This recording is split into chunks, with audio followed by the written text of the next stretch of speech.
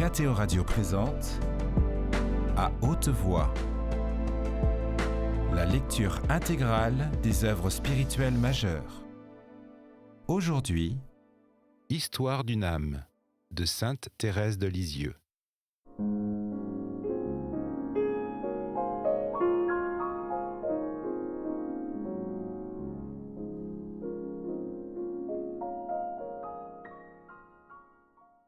Souvent aussi, lorsque je n'étais pas à la récréation, je veux dire pendant les heures de travail, ayant quelques rapports d'emploi avec cette sœur, lorsque mes combats étaient trop violents, je m'enfuyais comme un déserteur.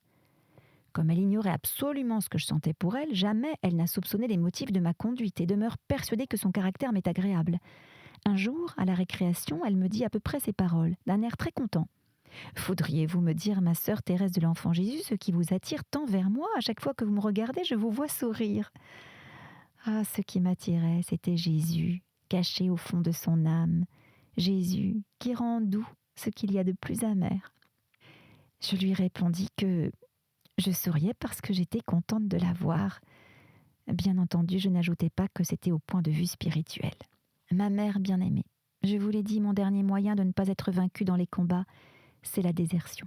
Ce moyen, je l'employais déjà pendant mon noviciat, il m'a toujours parfaitement réussi. Je veux, ma mère, vous en citer un exemple qui, je crois, vous fera sourire. Pendant une de vos bronchites, je vins un matin tout doucement remettre chez vous les clés de la grille de communion, car j'étais sacristine. Au fond, je n'étais pas fâchée d'avoir cette occasion de vous voir, j'en étais même très contente, mais je me gardais bien de le faire paraître. Une sœur, animée d'un saint zèle, et qui cependant m'aimait beaucoup, me voyant entrer chez vous, ma mère crut que j'allais vous réveiller. Elle voulut me prendre les clés, mais j'étais trop maligne pour les lui donner, et céder à mes droits. Je lui dis le plus poliment possible que je désirais autant qu'elle de ne point vous éveiller, et que c'était à moi de rendre les clés. Je comprends maintenant qu'il aurait été bien plus parfait de céder à cette sœur, jeune, il est vrai, mais enfin plus ancienne que moi. Je ne le comprenais pas alors. Aussi, voulant absolument entrer à sa suite, malgré elle qui poussait la porte pour m'empêcher de passer, bientôt le malheur que nous redoutions arriva. Le bruit que nous faisions vous fit ouvrir les yeux. Alors, ma mère, tout retomba sur moi. La pauvre sœur à laquelle j'avais résisté se mit à débiter tout un discours dont le fond était ceci. « C'est sœur Thérèse de l'Enfant Jésus qui a fait du bruit. Mon Dieu, qu'elle est désagréable, etc., etc. » Moi qui sentais tout le contraire, j'avais bien envie de me défendre. Heureusement qu'il me vint une idée lumineuse. Je me dis que certainement, si je commençais à me justifier, je n'allais pas pouvoir garder la paix dans mon âme. Je sentais aussi que je n'avais pas assez de vertu pour me laisser accuser sans rien dire. Ma dernière planche de salut était donc la fuite. Aussitôt pensé, aussitôt fait. Je partis sans tambour ni trompette, laissant la sœur continuer son discours qui ressemblait aux imprécations de Camille contre Rome. Mon cœur battait si fort qu'il me fut impossible d'aller loin, et je m'assis dans l'escalier pour jouir en paix des fruits de ma victoire. Ce n'était pas là de la bravoure, n'est-ce pas, mère chérie, mais je crois cependant qu'il vaut mieux ne pas s'exposer au combat lorsque la défaite est certaine. Hélas, quand je me reporte au temps de mon noviciat, comme je vois combien j'étais imparfaite, je me faisais des peines pour si peu de choses que j'en ris maintenant. Ah, que le Seigneur est bon d'avoir fait grandir mon âme, de lui avoir donné des ailes. Tous les filets des chasseurs ne sauraient m'effrayer, car c'est en vain que l'on jette le filet devant les yeux de ceux qui ont des ailes. Plus tard, sans doute, le temps où je suis me paraîtra encore rempli d'imperfections. Mais maintenant, je ne m'étonne plus de rien. Je ne me fais pas de peine en voyant que je suis la faiblesse même. Au contraire, c'est en elle que je me glorifie, et je m'attends chaque jour à découvrir en moi de nouvelles imperfections. Me souvenant que la charité couvre la multitude des péchés, je puise à cette mine féconde que Jésus a ouverte devant moi. Dans l'Évangile, le Seigneur explique en quoi consiste son commandement nouveau. Il dit en saint Matthieu, « Vous avez appris qu'il a été dit, vous aimerez votre ami et vous haïrez votre ennemi. Pour moi, je vous dis, aimez vos ennemis, priez pour ceux qui vous persécutent. » Sans doute au Carmel, on ne rencontre pas d'ennemis. Mais enfin, il y a des sympathies. On se sent attiré vers telle sœur, au lieu que telle autre vous ferait faire un long détour pour éviter de la rencontrer. Ainsi, sans même le savoir, elle devient sujet de persécution. Eh bien, Jésus me dit que cette sœur, il faut l'aimer, qu'il faut prier pour elle, quand même sa conduite me porterait à croire qu'elle ne m'aime pas. Si vous aimez ceux qui vous aiment, quel gré vous en saura-t-on? Car les pécheurs aiment aussi ceux qui les aiment. Saint Luc 6. Et ce n'est pas assez d'aimer, il faut le prouver. On est naturellement heureux de faire un présent à un ami, on aime surtout à faire des surprises. Mais ce n'est point de la charité, car les pécheurs le font aussi. Voici ce que Jésus m'enseigne encore. Donnez à quiconque vous demande. Et si l'on prend ce qui vous appartient, ne le redemandez pas. Donnez à toutes celles qui demandent. C'est moins doux que d'offrir soi-même par le mouvement de son cœur. Encore lorsqu'on demande gentiment, cela ne coûte pas de donner. Mais si par malheur on n'use pas de paroles assez délicates, aussitôt l'âme se révolte si elle n'est pas affermie sur la charité. Elle trouve 1000 raisons pour refuser ce qu'on lui demande. Et ce n'est qu'après avoir convaincu la demandeuse de son indélicatesse qu'elle lui donne enfin par grâce ce qu'elle réclame, ou qu'elle lui rend un léger service qui aurait demandé 20 fois moins de temps à remplir qu'il n'en a fallu pour faire valoir des droits imaginaires.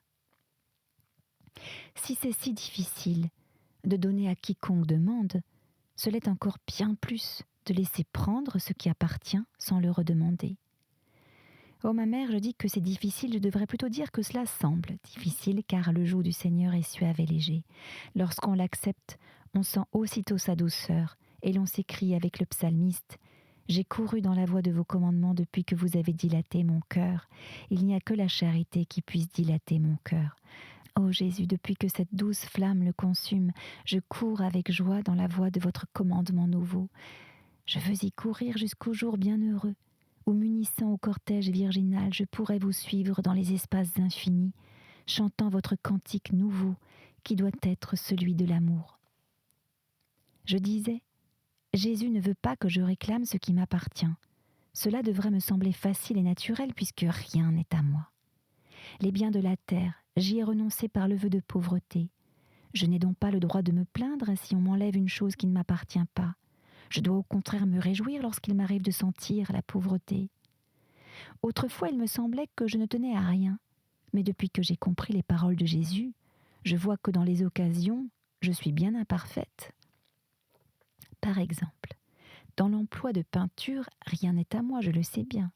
Mais si, me mettant à l'ouvrage, je trouve pinceau et peinture tout en désordre, si une règle ou un canif a disparu, la patience est bien près de m'abandonner et je dois prendre mon courage à deux mains pour ne pas réclamer avec amertume les objets qui me manquent. Il faut bien parfois demander les choses indispensables, mais en le faisant avec humilité, on ne manque pas au commandement de Jésus. Au contraire, on agit comme les pauvres qui tendent la main afin de recevoir ce qui leur est nécessaire. S'ils sont rebutés, ils ne s'étonnent pas. Personne ne leur doit rien. Ah, quelle paix inonde l'âme lorsqu'elle s'élève au-dessus des sentiments de la nature. Non, il n'est pas de joie comparable à celle que goûte le véritable pauvre d'esprit. S'il demande avec détachement une chose nécessaire, et que non seulement cette chose lui soit refusée, mais encore qu'on essaie de prendre ce qu'il a, il suit le conseil de Jésus. Abandonnez même votre manteau à celui qui veut plaider pour avoir votre robe. Abandonner son manteau, c'est, il me semble, renoncer à ses derniers droits, c'est se considérer comme la servante, l'esclave des autres. Lorsqu'on a quitté son manteau, c'est plus facile de marcher, de courir. Aussi Jésus ajoute-t-il, et qui que ce soit qui vous force de faire 1000 pas, faites-en 2000 de plus avec lui. Ainsi, ce n'est pas assez de donner à quiconque me demande, il faut aller au-devant des désirs, avoir l'air très obligé, très honoré de rendre service.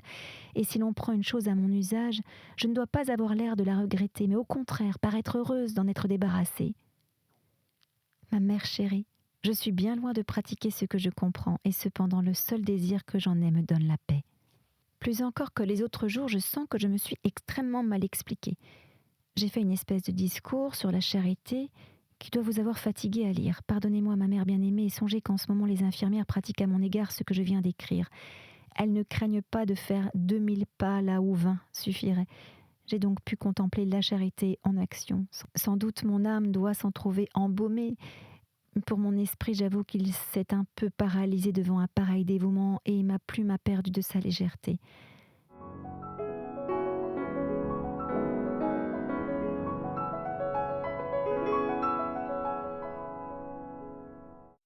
Pour qu'il me soit possible de traduire mes pensées, il faut que je sois comme le passereau solitaire, et c'est rarement mon sort. Lorsque je commence à prendre la plume, voilà une bonne sœur qui passe près de moi, la fourche sur l'épaule. Elle croit me distraire en me faisant un peu la causette. Foin, canard, poule, visite du docteur, tout vient sur le tapis. À dire vrai, cela ne dure pas longtemps, mais il est plus d'une bonne sœur charitable. Et tout à coup, une autre faneuse dépose des fleurs sur mes genoux, croyant peut-être m'inspirer des idées poétiques. Moi qui ne les recherche pas en ce moment, j'aimerais mieux que les fleurs restent à se balancer sur leurs tiges. Enfin, fatiguée d'ouvrir et de fermer ce fameux cahier, j'ouvre un livre qui ne veut pas rester ouvert et je dis résolument que je copie des pensées, des psaumes et de l'Évangile pour la fête de notre mère. C'est bien vrai, car je ne m'économise pas les citations. Mère chérie, je vous amuserai, je crois, en vous racontant toutes mes aventures dans les bosquets du Carmel. Je ne sais pas si j'ai pu écrire 2 lignes sans être dérangée. Cela ne devrait pas me faire rire ni m'amuser, cependant pour l'amour du bon Dieu et de mes sœurs, si charitables envers moi, je tâche d'avoir l'air contente et surtout de l'être. Tenez, voici une faneuse qui s'éloigne après m'avoir dit d'un ton compatissant « Ma pauvre petite sœur, ça doit vous fatiguer d'écrire comme ça toute la journée. » « Soyez tranquille, lui ai-je répondu, je parais écrire beaucoup, mais véritablement je n'écris presque rien. » « Tant mieux, m'a-t-elle dit d'un air rassuré. Mais c'est égal, je suis bien contente qu'on soit en train de faner, car ça vous distrait toujours un peu. En effet, c'est une si grande distraction pour moi, sans compter les visites des infirmières, que je ne mens pas en disant n'écrire presque rien. Heureusement, je ne suis pas facile à décourager. Pour vous le montrer, ma mère, je vais finir de vous expliquer ce que Jésus m'a fait comprendre au sujet de la charité. Je ne vous ai encore parlé que de l'extérieur, maintenant je voudrais vous confier comment je comprends la charité purement spirituelle. Je suis bien sûre que je ne vais pas tarder à mêler l'une avec l'autre, mais ma mère, puisque c'est à vous que je parle, il est certain qu'il ne vous sera pas difficile de débrouiller les chevaux de votre enfant. Ce n'est pas toujours possible, au Carmel, de pratiquer à la lettre les paroles de l'Évangile. On est parfois obligé, à cause des emplois, de refuser un service. Mais lorsque la charité a jeté de profondes racines dans l'âme, elle se montre à l'extérieur. Il y a une façon si gracieuse de refuser ce qu'on ne peut donner que le refus fait autant de plaisir que le don. Il est vrai qu'on se gêne moins de réclamer un service à une sœur toujours disposée, obligée. Cependant, Jésus a dit « N'évitez point celui qui veut emprunter de vous ». Ainsi, sous prétexte qu'on soit forcé de refuser, il ne faut pas s'éloigner des sœurs qui ont l'habitude de toujours demander des services. Il ne faut pas non plus être obligeante afin de paraître ou dans l'espoir qu'une autre fois la sœur qu'on oblige vous rendra service à son tour. Car notre Seigneur a dit encore « Si vous prêtez à ceux de qui vous espérez recevoir quelque chose, quel gré vous en saura-t-on ? Car les pécheurs même prêtent aux pécheurs afin d'en recevoir autant. Mais pour vous, faites du bien, prêtez sans en rien espérer, et votre récompense sera grande. Oh oui, la récompense est grande, même sur la terre. Dans cette voie, il n'y a que le premier pas qui coûte. Prêter sans en rien espérer, cela paraît dur à la nature. On aimerait mieux donner, car une chose donnée n'appartient plus. Lorsqu'on vient vous dire d'un air tout à fait convaincu « Ma sœur, j'ai besoin de votre aide pendant quelques heures, mais soyez tranquille, j'ai permission de notre mère et je vous rendrai le temps que vous me donnez, car je sais combien vous êtes pressé. » Vraiment, lorsqu'on sait très bien que jamais le temps qu'on prête ne sera rendu, on aimerait mieux dire « Je vous le donne ». Cela contenterait l'amour propre, car donner, c'est un acte plus généreux que de prêter. Et puis on fait sentir à la sœur qu'on ne compte pas sur ses services. Que les enseignements de Jésus sont contraires aux sentiments de la nature. Sans le secours de sa grâce, il serait impossible non seulement de les mettre en pratique, mais encore de les comprendre. Ma mère, Jésus a fait cette grâce à votre enfant de lui faire pénétrer les mystérieuses profondeurs de la charité. Si elle pouvait exprimer ce qu'elle comprend, vous entendriez une mélodie du ciel. Mais hélas, je n'ai que des bégaiements enfantins à vous faire entendre. Si les paroles mêmes de Jésus ne me servaient pas d'appui, je serais tentée de vous demander grâce et de laisser la plume. Mais non, il faut que je continue par obéissance ce que j'ai commencé par obéissance. Mère bien-aimée, j'écrivais hier que les biens d'ici-bas, n'étant pas à moi, je ne devais pas trouver difficile de ne jamais les réclamer, si toutefois on me les prenait. Les biens du ciel ne m'appartiennent pas davantage. Ils me sont prêtés par le bon Dieu, qui peut me les retirer sans que j'aie le droit de me plaindre. Cependant, les biens qui viennent directement du bon Dieu, les élans de l'intelligence et du cœur, les pensées profondes, tout cela forme une richesse à laquelle on s'attache comme à un bien propre auquel personne n'a le droit de toucher. Par exemple, si en licence, on dit à une sœur quelques lumières reçues pendant l'oraison, et que peu de temps après, cette sœur, parlant avec une autre, lui dise, comme l'ayant pensé elle-même la chose qu'on lui avait confiée, il semble qu'elle prend ce qui n'est pas à elle. Ou bien en récréation, on dit tout bas à sa compagne une parole pleine d'esprit et d'à-propos. Si elle la répète tout haut, sans faire connaître la source d'où elle vient, cela paraît encore du vol à la propriétaire qui ne réclame pas, mais aurait bien envie de le faire et saisira la première occasion pour faire savoir finement qu'on s'est emparé de ses pensées. Ma mère, je ne pourrais si bien vous expliquer ces tristes sentiments de nature si je ne les avais sentis dans mon cœur, et j'aimerais à me bercer de la douce illusion qu'ils n'ont visité que le mien, si vous ne m'aviez ordonné d'écouter les tentations de vos chères petites novices. J'ai beaucoup appris en remplissant la mission que vous m'avez confiée. Surtout, je me suis trouvée forcée de pratiquer ce que j'enseignais aux autres. Ainsi maintenant je puis le dire. Jésus m'a fait la grâce de n'être pas plus attaché aux biens de l'esprit et du cœur qu'à ceux de la terre. S'il m'arrive de penser et de dire une chose qui plaise à mes sœurs, je trouve tout naturel qu'elles s'en emparent comme d'un bien à elles. Cette pensée appartient à l'Esprit Saint, et non à moi, puisque saint Paul a dit que nous ne pouvons sans cet esprit d'amour donner le nom de Père à notre Père qui est dans les cieux. Il est donc bien libre de se servir de moi pour donner une bonne pensée à une âme. Si je croyais que cette pensée m'appartient, je serais comme l'âne portant des reliques, qui croyait que les hommages rendus au saint s'adressaient à lui. Je ne méprise pas les pensées profondes qui nourrissent l'âme et l'unissent à Dieu.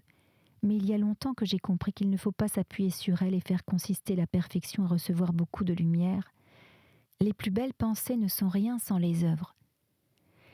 Il est vrai que les autres peuvent en retirer beaucoup de profit, si elles s'humilient et témoignent au bon Dieu leur reconnaissance de ce qu'il leur permet de partager le festin d'une âme qui lui plaît d'enrichir de ses grâces. Mais si cette âme se complaît dans ses belles pensées et fait la prière du pharisien, elle devient semblable à une personne mourant de faim devant une table bien garnie, pendant que les invités y puisent une abondante nourriture et parfois jettent un regard d'envie sur le personnage possesseur de tant de biens. Ah, comme il n'y a bien que le bon Dieu tout seul qui connaisse le fond des cœurs, que les créatures ont de courtes pensées. Lorsqu'elles voient une âme plus éclairée que les autres, aussitôt elles en concluent que Jésus les aime moins que cette âme, et qu'elles ne peuvent être appelées à la même perfection. Depuis quand le Seigneur n'a-t-il plus le droit de se servir de ses créatures pour dispenser aux âmes qu'il aime la nourriture qui leur est nécessaire ? Au temps de Pharaon, le Seigneur avait encore ce droit, car dans l'Écriture, il dit à ce monarque « Je vous ai élevé tout exprès pour faire éclater en vous ma puissance, afin qu'on annonce mon nom par toute la terre. » Les siècles ont succédé aux siècles depuis que le Très-Haut prononça ces paroles, et depuis, sa conduite n'a pas changé. Toujours, il s'est servi de ses créatures comme d'instruments pour faire son œuvre dans les âmes.